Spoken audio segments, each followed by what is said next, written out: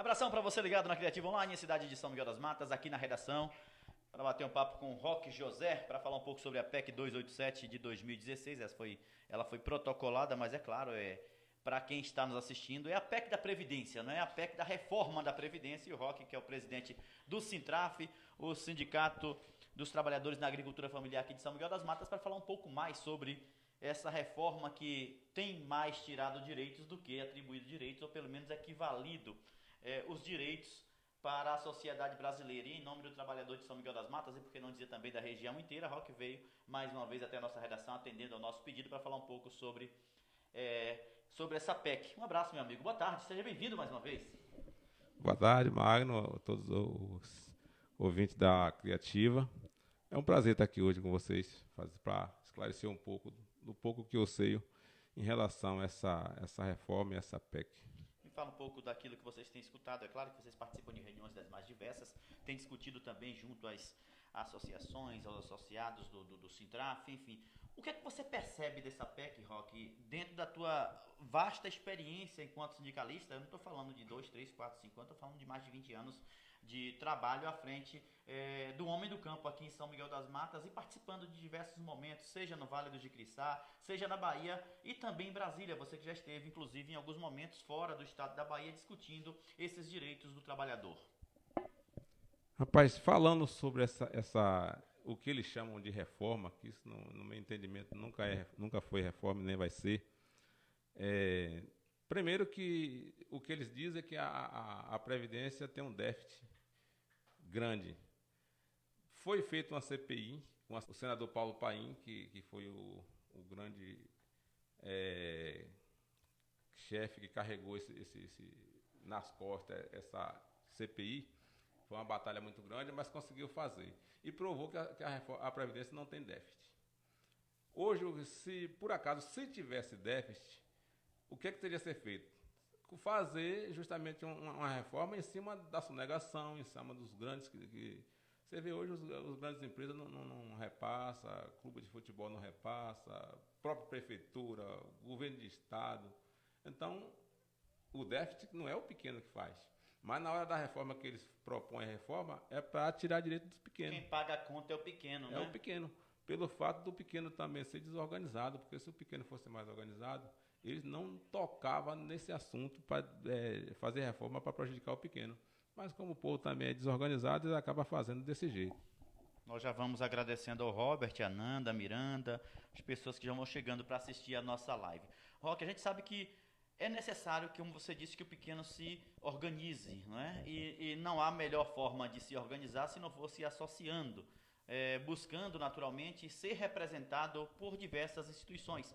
E o Sintraf é um desses instrumentos de luta popular aqui em São Miguel das Matas. Eu me recordo não, mas vou rememorar aqui a época do Monsenhor Gilberto Vaz Sampaio, saudoso Monsenhor Gilberto Vaz Sampaio. Vocês têm mantido diálogo constante com a Igreja Católica, com a PLB Sindicato também, para fortalecer essa discussão aqui em São Miguel das Matas, não é?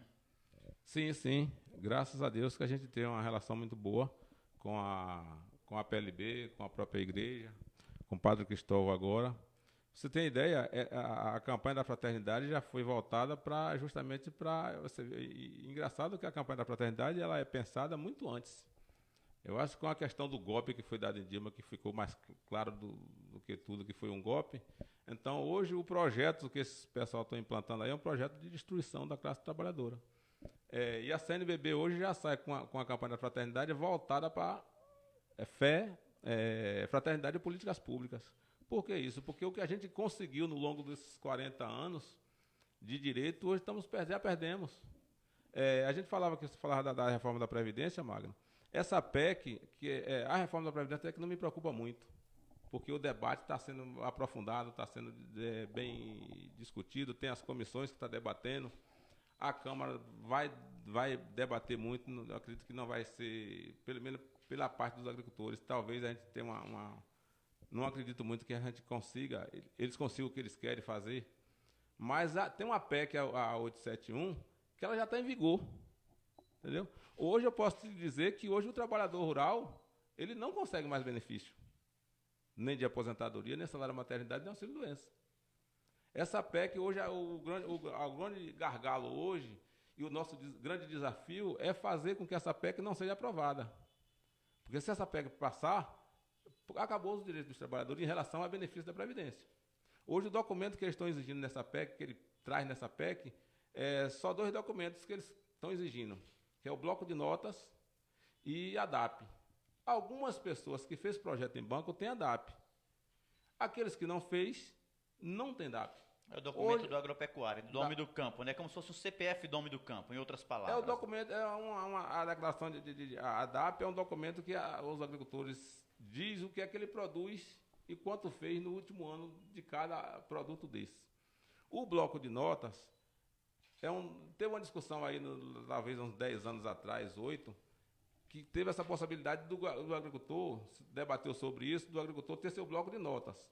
Se ele vende uma laranja, ele dá uma nota àquela que a pessoa que comprou. A última reforma que aconteceu foi em 1998, não é? Só para você ter uma ideia. Foi nesse período aí que houve essa discussão. Não, foi a recente, em 2010, por aí, sim. 2008, que teve essa discussão. Eles queriam que o agricultor tivesse um bloco de nota para vender o seu produto e dar uma nota, como o comércio dá uma nota a quem compra no comércio. Só que isso não pegou, não funcionou. Até porque na época a discussão que estava é que para vender o produto, até para merenda escolar, teria que ser com nota para vender. Mas isso não funcionou. Então, no sul do país, como o pessoal é mais organizado em cooperativa, talvez eles tenham a nota que vende para a cooperativa ou que compra da cooperativa. Mas no caso, no Nordeste, ninguém tem esse bloco de notas. Só tem a DAP. Para uma aposentadoria que tem que comprovar os 15 anos de atividade, ninguém tem uma DAP sequencial, após vencendo, porque a DAP ela tem validade de 5 anos, outra aí começou a ter validade de 3, agora está tendo validade de 2. Mas ninguém vence uma DAP e faz outra, vence e faz outra. Só faz quando necessita. Por que você acha que isso não acontece no Nordeste? O que é mais grave? A gente sabe que são duas frentes. O poder público precisa contribuir mais e ajudar mais. A gente sabe também que, por outro lado, também o produtor rural precisa também se organizar mais. Quem é que tem maior parcela de culpa para que essa organização da forma como necessita ou como deveria acontecer não aconteça? Isso eu costumo dizer que é uma característica do nordestino. Ele é mais clientelista, ele mais busca para si. O pessoal do sul do país, ele é mais grupal. Se antecipa a política pública, né? Exatamente. Eles discutem, quando surge um problema, eles se reúnem, discutem uma solução para aquele problema. Já leva a solução para o poder público, Exatamente. Não espera que o poder público dê a solução para ele, né? Se qualquer coisa lá que acontecer, se a estrada está ruim, fecha a estrada, mobiliza, o poder público vai consertar a estrada. No Nordeste é diferente. A gente acabou de ver aqui há pouco tempo como estavam as estradas de São Miguel e ninguém fez uma paralisação. Tem região aqui, comunidade que está sem água. Exemplo da Areia Fina. Há muitos dias. Tem um poço artesiano lá. Só falta colocar energia para ligar uma bomba mais potente, que tem um motor diesel lá que não vai entregar a bomba. Não há mobilização da comunidade. Não há uma mobilização.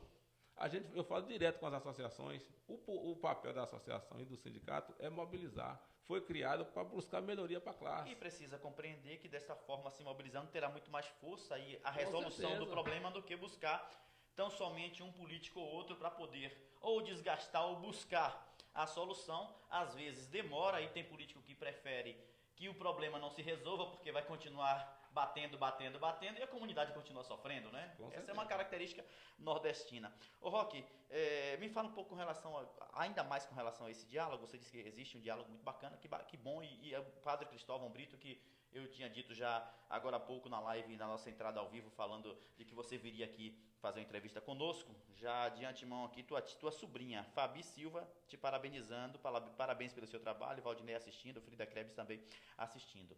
Tua sobrinha, tá lembrada dela? Ela é Fabi Silva aqui. Ela disse: parabéns, tio Roque, parabéns pelo seu trabalho.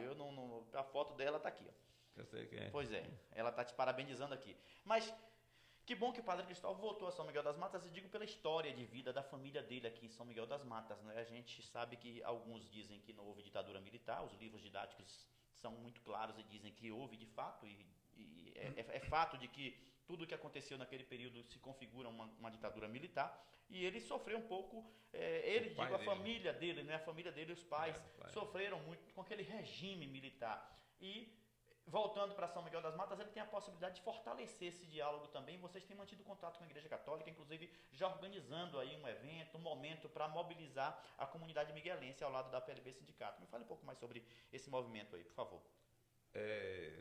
Fabíola o nome dela, ela lembrou aqui, tá bom. É engraçado que essa semana eu estava numa reunião em Santo Antônio com o padre Zé Roberto, da Igreja Mutuípe, que é da Sócio Transformadora e das Cartas, aparece também.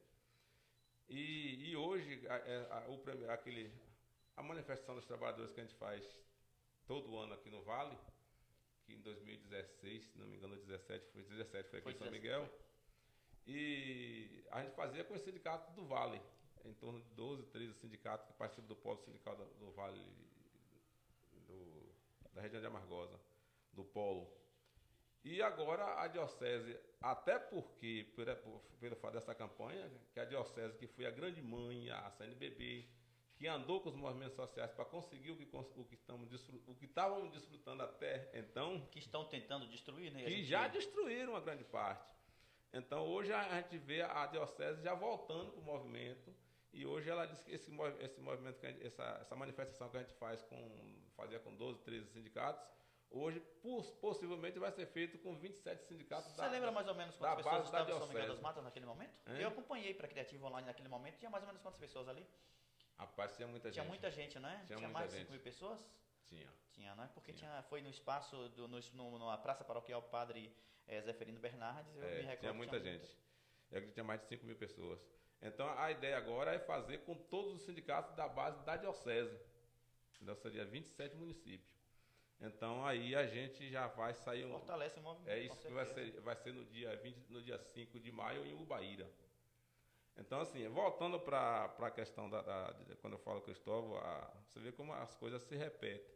Isso foi com o pai dele que viveu lá na década de 60, Otaciano, aquela perseguição.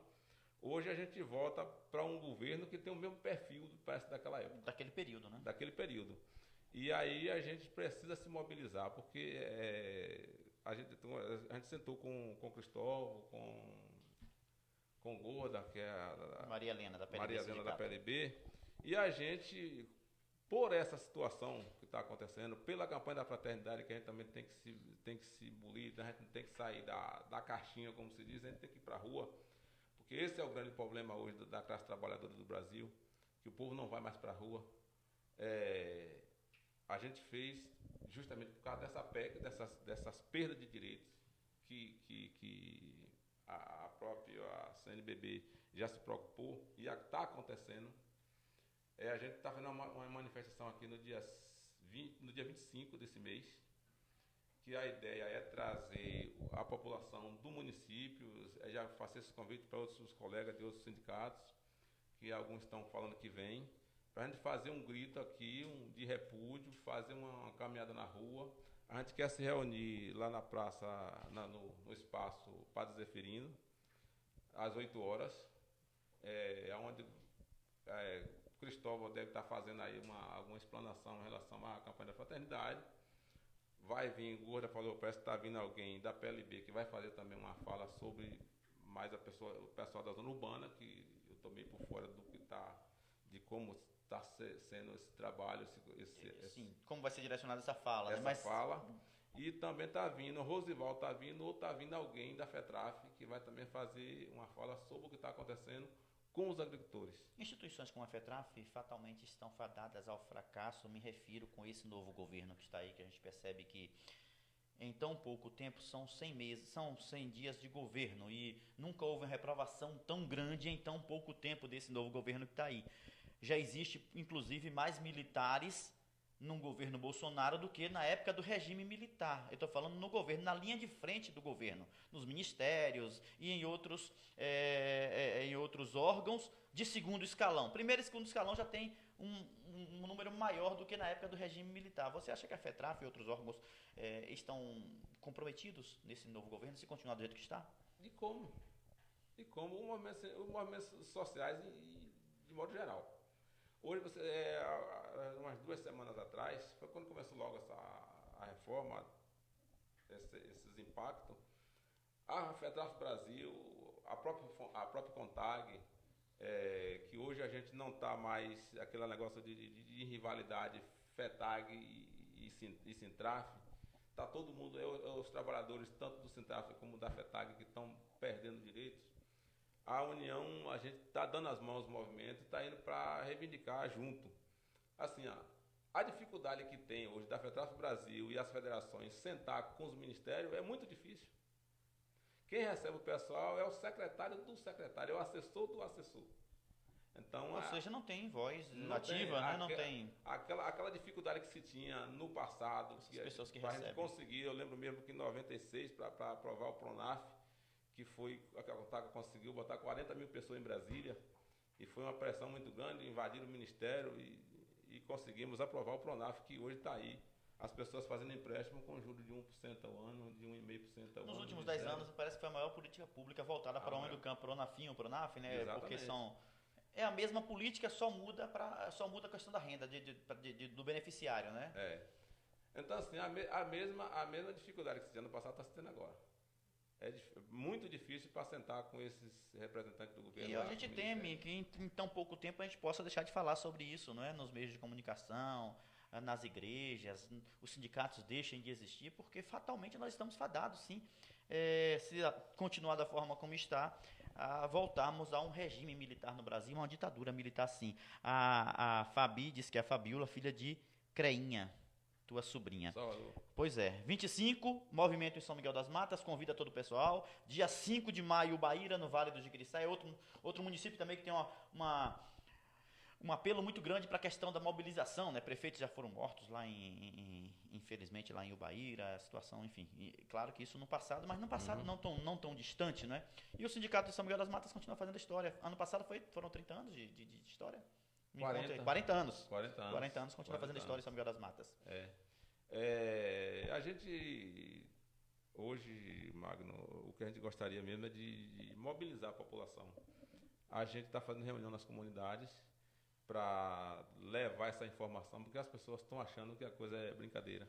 E as pessoas não caiu a ficha ainda. O jeitinho brasileiro não pode continuar acontecendo, nem deve, né? As pessoas não caiu a ficha ainda que perderam o benefício. Entendeu? A gente estava numa reunião com o gerente da Previdência essa semana, e ele dizia que a expectativa que está se discutindo lá é de só ter 2 gerências no Estado. Imagina. Entendeu?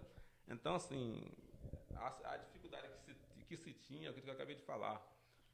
Eu lembro que a gente ia para a superintendência do INSS de Salvador fazer a ocupação para conseguir o que a gente está conseguindo hoje, está desfrutando hoje auxílio maternidade, auxílio doença, a aposentadoria de um salário que era meio salário lá no passado. E hoje a gente está perdendo. Você está vendo o cara já falando um BPC aí de R$400. Tempo de aposentadoria. De contribuição, 40 anos, né? De contribuição. E ainda assim, e se fosse uma previdência pública, mas se estão discutindo uma previdência privada. O que chega a ser pior, né? Um título de capitalização. Que as pessoas vão receber o que ele depositar lá. Quando acabar aquilo ali, também acabou o benefício. Chega de vender o Brasil, né, Roque? Já privatizou demais, meu amigo. Já vendemos esse país, já entregamos esse país, né? E assim, convidar o pessoal para o dia 25, pedir o apoio da comunidade, que venha para a rua, que venha conosco. Eu não sei se a gente vai conseguir colocar transporte, até porque é um meio de semana, não se tem transporte para fazer esse deslocamento. Mas não deve ser também uma desculpa para aqueles que precisam e devem participar, deixa de vir, né? Deve vir de jegue, de a pé, de moto, carro, quem tiver seu carro, que chama o vizinho. E o bom é quando a cidade lota, quando o evento lota, sem essas condições, porque prova de que a comunidade está se mobilizando para participar, né? Claro que se houver o contrário também é excelente, mas quando há participação sem que haja essas possibilidades de buscar, de ter transporte, é melhor ainda, porque prova que a comunidade está querendo mesmo aquela mobilização. Exatamente, está disponível para a luta. E assim, uma coisa que o pessoal fica dizendo, mas fazer manifestação em São Miguel vai resolver o quê? Hoje, já tem a minha sobrinha ouvindo em Salvador. Com certeza. Entendeu? Isso aqui vai para o mundo todo. Com certeza. Então é preciso que hoje a gente não precisa ir para Salvador, para Brasília fazer manifestação. O que não dá é para parar e não fazer mobilização nenhuma, né? Ficar em casa. Aí aqui não dá. Fazer. Então, não dá para conceber, não. É preciso que as pessoas venham para a rua, lutar pelo nosso direito, porque o que a gente conseguiu até agora, estamos perdendo. E isso aí a gente não pode deixar acontecer. É como o padre Zé Roberto fala, Jesus foi negado 3 vezes por João, né? Foi João Pedro. Sim, Pedro negou Jesus 3 vezes. E a gente, na comunidade, é sempre negado, é sempre não acreditado, mas se a gente dispõe, eu sempre falo para o pessoal das associações, se a gente se dispõe a estar nessa luta, a gente tem que dar a cara à tapa, tem que receber tapa de um lado, virar o outro, porque a nossa missão, enquanto está no movimento, é fazer essa luta. E buscar o benefício não para a Rock, mas para a nossa categoria, como a Helena faz a luta para a categoria dela. Outra coisa, Magno, que eu queria aqui deixar aqui bem claro, que o pessoal hoje pergunta muito que o sindicato vai acabar. Entendeu? Porque o que foi que o Bolsonaro fez? Ele, desde diante da eleição, ele já dizia que o sindicato era uma desgraça, tem que acabar com o sindicato no país. Porque se o cara é ditador, ele não vai gostar de organização nenhuma. Lógico. E, por outro lado, ele tinha essas reformas bomba para soltar em cima do trabalhador. Então, sem o sindicato, quem leva o povo para a rua é o sindicato. Sem o sindicato, ficava fácil da reforma dele passar sem nenhum barulho. Por que a reforma de Michel Temer não passou? Porque o pessoal foi para a rua e barrou essa reforma. Os deputados. Então, é preciso que a gente faça isso de novo. No dia 5 de maio, Ubaíra, a gente precisa fazer dia 4 e 5, vai ser a abertura no dia 4, vai ter um curso, uma formação com o pessoal da Diocese, que vai estar capacitando também nessa área sindical, fazendo algumas palestras nessa área de organizações sociais. E no dia 5, o grande dia da manifestação, que a gente precisa que as comunidades participem, que o povo participe, para a gente fazer um grito também muito forte. São Miguel das Matas e toda a região convidada para, portanto, dia 25 aqui em São Miguel das Matas, e no dia 5 de maio, começa dia 4, mas no dia 4 é mais interno, não é aberto para toda a população. No dia 5 de maio, em Ubaíra, aqui no Vale de Quiriçá, aberta essa manifestação.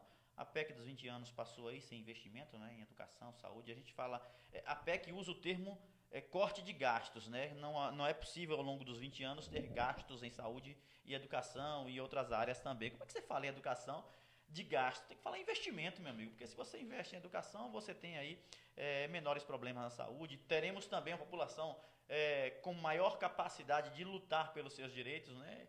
E as pessoas precisam perceber que já estamos perdendo já há algum tempo e a tendência de perdas maiores é cada vez mais próxima aí. Edileuza Ribeiro, parabéns, muito bom, sou de Amargosa aqui, já uma menina também, uma mulher, né, uma internauta também, já teclando aqui a Edileuza Ribeiro. Tá bom então, Roque, deixar mais uma vez a Criativa à tua inteira disposição, você sabe que sempre que precisar estaremos aqui à inteira disposição, porque aquilo que é de interesse da população é também nosso interesse aqui da Criativa Online, Roque. Eu acho que nós que agradecemos, em nome do Sintraf e o povo de São Miguel, em ter vocês fazendo esse trabalho e levando o nome de São Miguel e da região para todo mundo, né? A gente agradece a vocês e desejar que Deus dê força a nós todos para continuar nessa batalha. Saúde e força, porque os próximos dias não serão bons, pelo menos os indicativos são esses. Tá certo então? Seguimos juntos, sempre com os pés no chão e o coração onde for preciso. Até a próxima, com a graça de Deus.